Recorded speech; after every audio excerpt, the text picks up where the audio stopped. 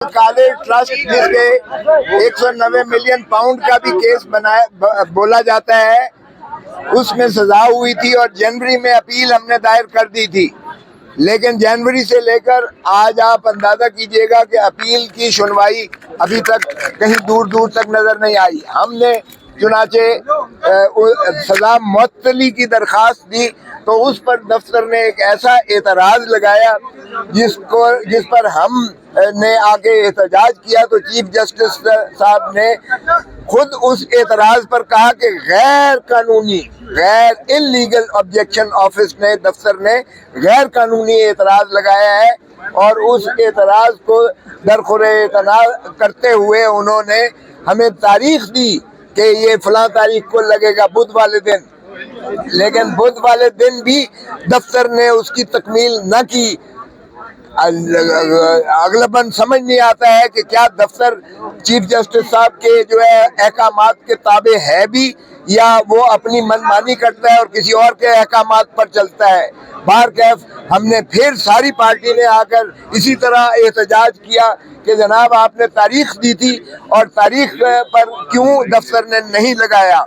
उस पर उन्होंने जो है फिर हमें तारीख दी जिस पर जो है फिर तारीख लगी और नोटिस हुआ। हमारी जो है जो पटिशन थी उसको मोशन में लगाकर मुअत्तली सजा की जो है उन्होंने दरखास्त दी और दरखास्त हमारी को मंजूर करते हुए समाअत के लिए मंजूर करते हुए उन्होंने फरीक दूसरे को नोटिस दिया। और नोटिस के बाद आज की हमें तारीख दी हुई थी जब हम पिछले यानी बुध को आकर सारे पेश हुए तो आज की तारीख थी। लेकिन फिर दफ्तर ने उस पर कोई जो है अमलदारी न की और चुनाचे आज हम फिर इकट्ठे हुए हैं आज इस्लामाबाद हाई कोर्ट के बाहर और फिर हमने अंदर जाकर चीफ जस्टिस साहब से भी इस्तदा की जिसमें खुद चीफ अलीमा बीबी उनकी हमारे former prime minister Imran Khan साहब की हमशीरा और हमारे जो है चीफ मिनिस्टर अली अमीन गंडापुर साहब जो है ये मौजूद थे। अली जफर साहब मौजूद थे, हमारे चेयरमैन बैरिस्टर जो है गौहर साहब मौजूद थे और साथ ही जो है हमारे जो है न्याजी साहब मौजूद थे। हमने जो है उनसे इस्तदा की। अली जफर मैंने नाम लिया, सेनेटर अली जफर साहब मौजूद थे क्योंकि पिछली दफ़ा जो हमारे साथ कमिटमेंट की गई थी तो हमने उनको इस्तदा की कि जनाब ये तो फिर तारीख नहीं लगाई है। तो आज अल्हम्दुलिल्लाह हम तारीख लेकर आए हैं और उन्होंने कहा है कि 5 तारीख को हर सूरत में इसकी जो है ईद से पहले सुनवाई होगी, समाअत होगी और कोशिश की जाएगी कि इसे यकसू किया जाए। और हमें कभी उम्मीद है लिस्ट में भी डाल दिया है, आज हुक्म जारी करके लिस्ट में डाल दिया है। तो हमें कभी उम्मीद है क्योंकि इंशाअल्लाह ये जो अल-कादिर ट्रस्ट का केस है या 190 मिलियन पाउंड का केस है ये इतना ज़्यादा